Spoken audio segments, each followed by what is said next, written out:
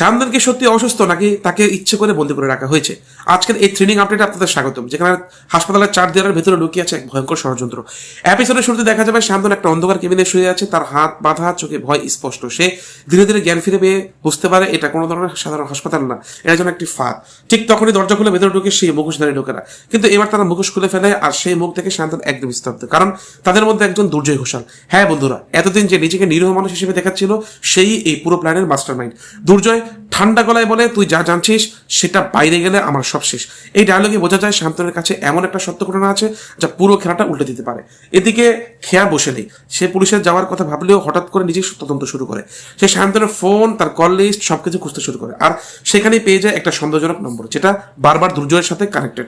এই ক্লুতে খেয়া বুঝে যায় ঘটনার পেছনে বড় কিছু আছে।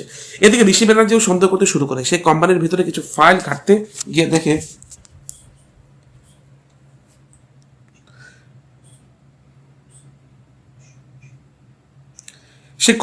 কিছু ফাইল ঘাটতে গিয়ে দেখে অন্য কিছু।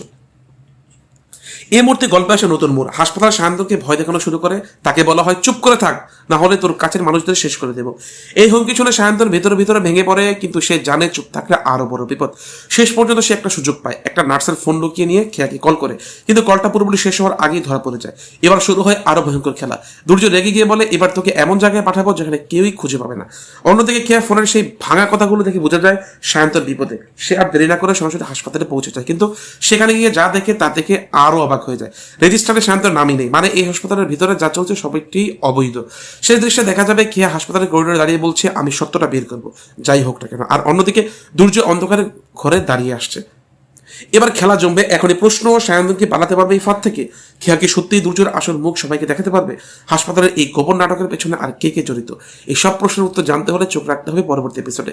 ভিডিওটি ভালো লাগলে লাইক করুন, আর কমেন্টে জানান আপনি কি মনে করেন দুর্জয় আসল ভিলেন, কারণ সত্য এখনো পুরোপুরি সামনে আসেনি। ধন্যবাদ।